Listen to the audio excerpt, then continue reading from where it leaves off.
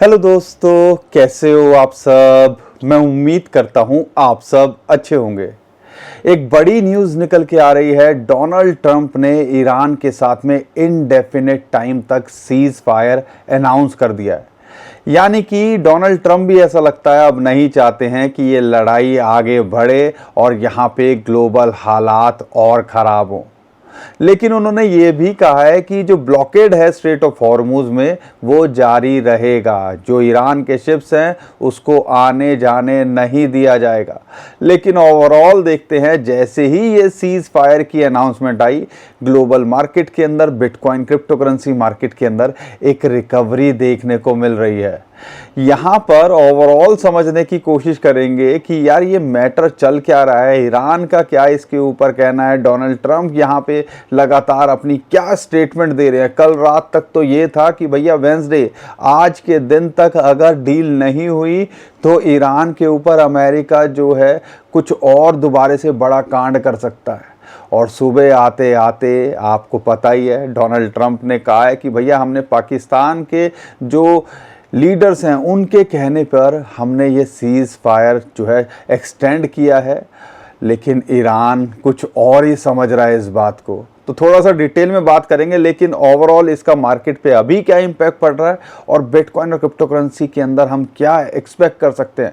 क्योंकि ऐसे हालात के बाद बिटकॉइन उभरता देखने को मिल रहा है और जिस हिसाब से बड़े बड़े इंस्टीट्यूशंस लगातार लगे हुए हैं, ऐसा लगता है कि एक बड़ा मोमेंटम बिटकॉइन और क्रिप्टो करेंसी मार्केट पकड़ सकती है।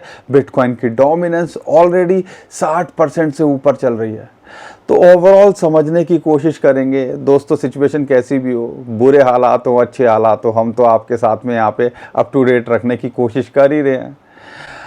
तो चैनल को सब्सक्राइब कर लीजिए, वीडियो को लाइक कर दीजिए, शेयर कीजिए, क्योंकि एक बड़ी इंपॉर्टेंट न्यूज़ है। हर कोई वेट कर रहा था यार ये जो मामला है थोड़ा कूल डाउन हो और मार्केट के हालात थोड़े सुधरें। खासकर बिटकॉइन क्रिप्टो करेंसी यूज़र्स के लिए तो दूर दूर तक कोई उम्मीद ही नहीं दिखती है। और ये एक बड़ी उम्मीद जो है लेके आ रहा है और उसके पीछे एक बड़ा रीज़न है डोनाल्ड ट्रंप, जो कल रात तक बोल रहे थे कि हम जो है ईरान पे दोबारा से अटैक करेंगे सुबह आते आते। क्योंकि आज जो है जो सीज़ फायर की जो डेट थी वो ख़त्म हो रही थी और उन्होंने उससे पहले ही, जब हम सब उठे, ऑलमोस्ट 4-5 बजे की अनाउंसमेंट थी कि सीज़ फायर को और एक्सटेंड कर दिया है जो पाकिस्तान के कहने के ऊपर। लेकिन समझने वाली बात क्या है, ईरान किसी और नज़रिए से देख रहा है। ईरान कह रहा है कि भैया ये टाइम बाय किया जा रहा है ताकि यहाँ पर एक सरप्राइज़ अटैक किया जा सके, जैसा उन्होंने इस वॉर की शुरुआत में किया था। तो ईरान अपने नज़रिए से देख रहा है, डोनाल्ड ट्रंप अपने नज़रिए से देख रहे हैं। लेकिन क्रूड के प्राइस को देखते हो तो वो यहाँ पर गिर नहीं रहा है, अभी भी $90 के ऊपर है। तो ये कहीं ना कहीं पता चलता है कि हाँ, दोनों में सीज़ फायर जो है एक्सटेंड तो हो रहा है, लेकिन जो क्रूड ऑयल है वो कुछ और ही कहानी कह रहा है। उसके पीछे एक बड़ा रीज़न है। ईरान ने तो स्ट्रेट ऑफ हॉर्मुज को बंद किया हुआ था। अब जो डोनाल्ड ट्रंप हैं उन्होंने भी बोला है कि सीज़ फायर तो ठीक है, लेकिन हम जो है ये जो स्ट्रेट ऑफ हॉर्मुज है उसको ब्लॉक रखेंगे जब तक ईरान की तरफ से कोई प्रपोजल नहीं आ जाता या ये डील नहीं हो जाती। तो क्रूड ऑयल के ऊपर तो उसका इम्पैक्ट देखने को मिल रहा है और हम उम्मीद करते हैं, जिस हिसाब से अब डोनाल्ड ट्रंप भी नहीं चाहते कि भाई साहब ये लड़ाई छिड़े, क्योंकि भैया इसके अंदर पैसे लगते हैं। आपको ये वार पलटवार तो सोशल मीडिया पे सही है, लेकिन जब एक मिसाइल भी गिरती है तो उसमें भैया करोड़ों रुपए लग जाते हैं किसी कंट्री के। तो समझ लीजिए कि ये वॉर ऑलरेडी इतनी एक्सपेंसिव हो चुकी थी, हज़ारों करोड़ रुपए यहाँ पर खाक हो चुके थे। अमेरिका को भी और डोनाल्ड ट्रंप को भी समझ में आने लगा है। और जिस हिसाब से अब दूसरी कंट्रीज़, खासकर मिडल ईस्ट की प्रेशर बनाने लगी थी, ऐसा लग रहा था ये चीज़ अब आगे बढ़ती नहीं देखने को मिलेगी। यूएई ने तो बोल दिया था भैया हमें डॉलर्स दो, हमारे जो है धर्म स्वैप कर लो टेम्परेरीली, ताकि हम यहाँ पर जो है ऑयल को लेके हमारे कंसर्न ना हो या पेट्रो डॉलर की बात जो करते हैं उस पे इम्पैक्ट ना पड़े, नहीं तो हम जो है ट्रेड चाइनीज़ युआन में भी करने लगेंगे। तो प्रेशर कहीं ना कहीं अमेरिका के ऊपर, डोनाल्ड ट्रंप के ऊपर था, क्योंकि कई कंट्रीज स्ट्रेट ऑफ हॉर्मुज को पार करने के लिए चाइनीज़ युआन में ईरान को पेमेंट कर रही थी और यहाँ पर बिटकॉइन क्रिप्टो करेंसी के अंदर पेमेंट कर रही थी। और कहीं ना कहीं ये एक टेंशन वाली बात थी अमेरिका के लिए, और यही एक बड़ा रीज़न जो लगता है कि अमेरिका ने भी डिसाइड किया कि हम भी स्ट्रेट ऑफ हॉर्मुज को ब्लॉक करेंगे, ताकि कहीं ना कहीं वो कट किया जा सके और हमारा पेट्रो डॉलर, जिसका सारी दुनिया में डॉलर क्यों जो है काम में आता है, क्योंकि उसके लिए एनर्जी के लिए, मेनली ऑयल क्रूड के लिए उसमें ट्रेड होता है। तो ये आप समझने की कोशिश करो कि ये जो अमेरिका है उसको क्या मिल रहा है इसको ब्लॉक करके। तो ये एक बड़ा रीज़न है और हमें ये सब कुछ समझने की कोशिश करनी है।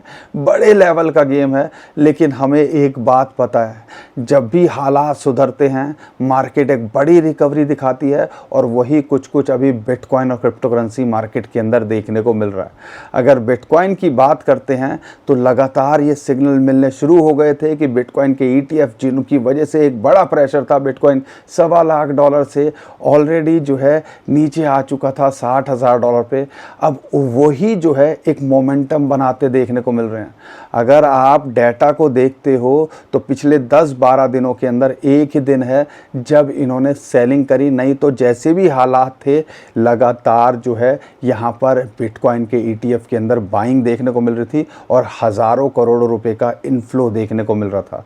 यहाँ तक कि ये सिर्फ ये एक जो है ETF की बात नहीं है, बड़ी बड़ी कंपनीज़ की बात करते हैं, और ख़ास कर बात करते हैं यहाँ पर जो माइकल सेलर की स्ट्रेटजी है, 34,000 बिटकॉइन, आप समझ लो $2.5 बिलियन वर्थ के बिटकॉइन, कह लीजिए 20-25 हज़ार करोड़ के बिटकॉइन उन्होंने पिछले हफ्ते खरीद डाले।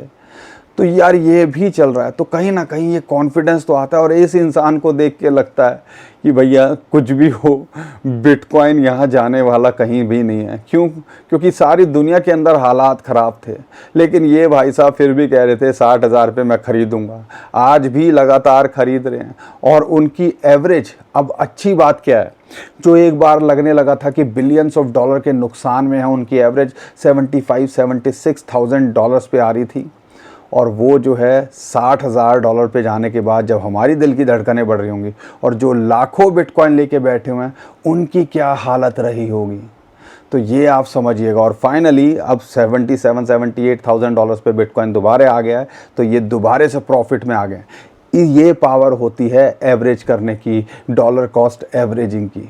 तो ये चीज़ जो है कहीं ना कहीं हमें इनसे समझनी चाहिए। अगर आपको किसी चीज़ पे कॉन्फिडेंस है तो वो आपको निराश नहीं करेगी, और यहाँ पे बहुत और बड़े बड़े इंस्टीट्यूशंस हैं, उनमें से एक जाइंट है TD कोवन, और बड़े जो हैं एक्सपर्ट हैं वो भी मानते हैं कि हम ज़्यादा शॉक नहीं होंगे कि बिटकॉइन जो है एक नया ऑल टाइम हाई 2026 में भी बनाता देखने को मिले। मैं एक और बात बता दूं आपको जो मैं मिस कर गया, हम आम आदमियों के लिए ये समझने की बात है, दुनिया की सबसे बड़ी जो कहते हैं एसेट मैनेजमेंट कंपनी है वो ब्लैक रॉक के पास 8 लाख के आसपास बिटकॉइन है। माइक्रो स्ट्रेटजी जो अकेली एक कंपनी है, जो है ब्लैक रॉक को कहा जाता है, सुबह शाम किसी भी जो है बड़ी कंपनी को खरीद बेच सकते हैं, इतनी वैल्यूएशन है उनकी, 10 ट्रिलियन से ज़्यादा जो है उनकी वैल्यूएशन है। हमारी कंट्री 4 से 5 ट्रिलियन की बोली जाती है GDP। तो आप समझ लीजिए तो कितना वो एसेट मैनेज कर रहे हैं। एक कंपनी है माइकल सेलर की स्ट्रेटजी, वो उससे ज़्यादा बिटकॉइन ऑलरेडी होल्ड कर चुकी है। तो सोचो इस बंदे का माइंड क्लियर है, नीचे गिरेगा मैं डिप में बाइंग करूंगा और लॉन्ग टर्म के लिए फोकस करूंगा। तो वही चीज़ है, अगर आपको टेक्नोलॉजी पर, और ये कंपनी जब पूरी डेडिकेटेड बिटकॉइन पे ही है, तो सोचो इतना पैसा कहाँ से ला रहे होंगे, और कौन लोग हैं जिनको लगता है बिटकॉइन डूब जाएगा और वो इतने हज़ारों करोड़ रुपए, लाखों करोड़ रुपए इन कंपनी को दे रहे होंगे। ये एक बड़ा सवाल है, आपको खुद से भी पूछने की कोशिश करनी है और इसके बारे में थोड़ा सा और एक्सप्लोर करो, तो आपको समझ में आना चाहिए। अगर आपको कॉन्फिडेंस है और लॉन्ग टर्म के लिए देख रहे हो तो यार बिटकॉइन कहीं ना कहीं आपको निराश नहीं करना चाहिए।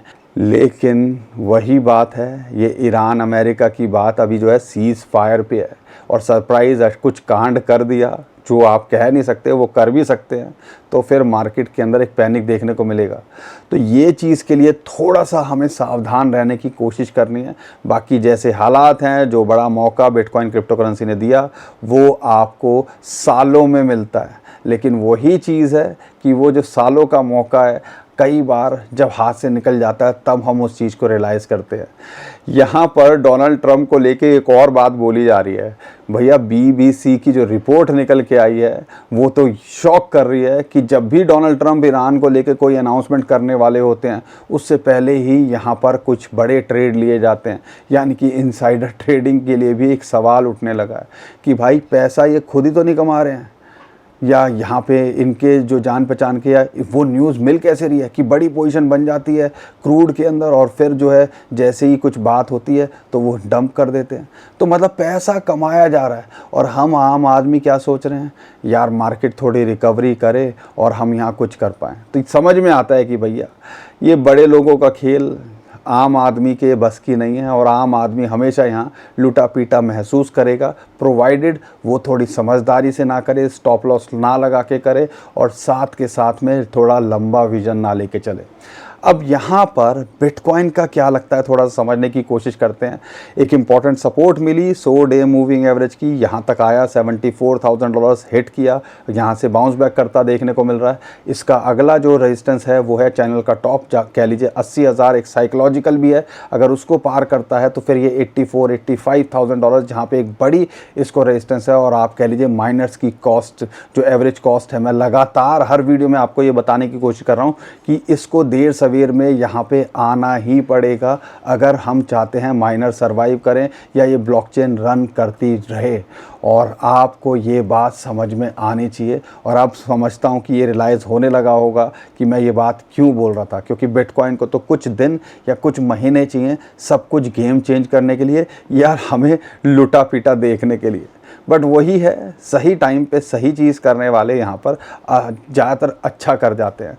अब बात समझो यहाँ पर कि अगर यहाँ से रिजेक्ट होता है तो एक इम्पॉर्टेंट सपोर्ट $74,000 है, अगर इसके नीचे जाता है तो फिर हो सकता है ये दोबारा से $69,000-70,000 एक इम्पॉर्टेंट सपोर्ट इसके लिए निकल के आ रही है।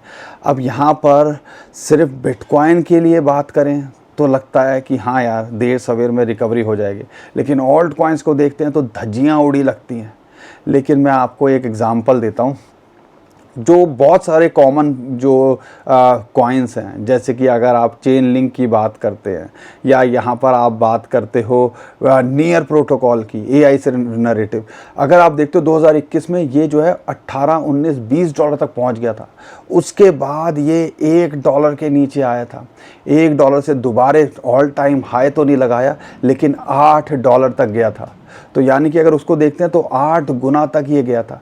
तो ये हमें समझने की कोशिश करना है, कई कॉइन्स जो हैं उस लेवल पर हैं 80 से 90%, 95% तक गिरे हुए हैं, जिनके एक यूज्ड केस है, वो आपको अगर मिल जाएं तो एक बड़ी अपॉर्चुनिटी हो सकती है। लेकिन वही है, थोड़ी समझदारी दिखाने की कोशिश करनी है। और अगर आप लॉन्ग टर्म में देख रहे हो तो अगर आप टीम अच्छी है, बड़े कॉइन्स में लेके चल रहे हो, रिस्क अपना कवर करके चल रहे हो, स्मार्टली इस चीज़ों को कर रहे हो, तो यहाँ पर एक अपॉर्चुनिटी मिल सकती है, एक जो है फॉर्च्यून बन सकता है। लेकिन उसके लिए हमें थोड़ी समझदारी दिखानी पड़ेगी और रिस्क उतना लो जितना झेल सकते हो। और मैं लगातार बोल रहा हूँ ये पोर्टफोलियो मैनेजमेंट, रिस्क मैनेजमेंट आपको आना चाहिए। वो इसीलिए क्योंकि 5-10% से ज़्यादा एक्सपोजर क्रिप्टो में नहीं होना चाहिए और उसके अंदर भी आपका मेन फोकस होना चाहिए बिटकॉइन 50% हो और 25% इथेरियम हो और 25% में ये ऑल्ट कॉइन्स हो। तो कि अगर मल्टीपल भी हो जाएं तो हमारे को यार एक अच्छा पोर्टफोलियो बन जाए, और अगर ज़ीरो भी हो जाए तो हमारी सेहत पे ज़्यादा असर ना पड़े। ये कब अपने दिमाग के अंदर बात डालोगे? और मैं लगातार ये बारे में बोलता रहता हूँ, लेकिन समझने वाली बात तो है नहीं, ठीक है ना। हर एक को बस वही चाहिए कि घुट्टी बनाओ और पिला दो और रातों रात हम यहाँ पर अमीर बन जाएं। ऐसा नहीं होता मेरे भाई। इसीलिए कुछ भी करो, सुनो हमारी भी, सबकी सुनो, लेकिन अपने फाइनेंशियल एडवाइज़र से पूछे बिना और अपनी ड्यू डिलिजेंस रिसर्च किए बिना कुछ मत करो इस मार्केट के अंदर। बाकी भाई फ्यूचर में कुछ कह नहीं सकते, एक टाइम तो वो कोडेक वाला फ़ोन भी ऐसा लगता था, जो फ़ोन कह रहा हूँ, कोडेक वाला कैमरा भी ऐसा लगता था। क्या टेक्नोलॉजी आ गया। टेक्नोलॉजीज़ चेंज होती हैं, लेकिन हमें इस टाइम पे जो अपॉर्चुनिटी मिल रही है उसको अडॉप्ट करो और आने वाले टाइम के लिए फ्यूचरिस्टिक सोच रखो और पोर्टफोलियो को उसी हिसाब से डाइवर्सिफाई करके रखो। तो यहाँ पे हमेशा आप सर्वाइव कर पाओगे, नहीं तो एंड में जाके यही लगेगा यार मेरे को तो इस मार्केट ने लूट लिया। और ये सिर्फ बिटकॉइन क्रिप्टो की नहीं, अगर देखते हो हर सिचुएशन के अंदर आप ऐसा ही महसूस करोगे। बाकी हालात सुधर रहे हैं और ऐसा लगता है अब ये लड़ाई नहीं बढ़ेगी, सीज़ फायर हो गया है और यहाँ पर इनडेफिनेट टाइम तक हुआ है। तो आप कह लीजिए डोनाल्ड ट्रंप शायद अब नहीं चाहते ये लड़ाई आगे बढ़े।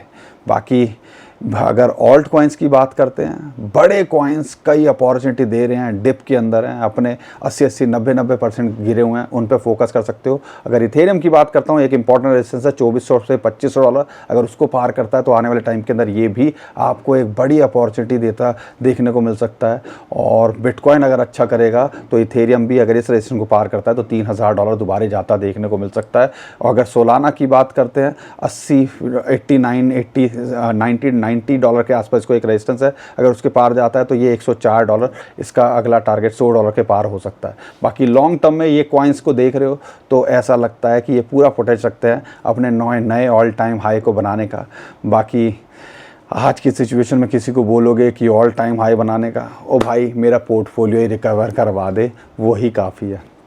बाकी दोस्तों हम तो कोशिश कर ही रहे हैं। उम्मीद करता हूँ आपको हमारी बातें समझ में आ रही होगी। कंटेंट अच्छा लगा है तो वीडियो को लाइक करिए, चैनल को सब्सक्राइब कीजिए, ट्विटर टेलीग्राम को हमारे फॉलो कर लीजिए, नीचे डिस्क्रिप्शन में हमने उसका भी लिंक दे दिया है। अभी के लिए विदा लेता हूँ। खुश रहिए, मुस्कुराते रहिए, कमाते रहिए। आपका दोस्त पंकज। थैंक यू, नमस्कार, धन्यवाद।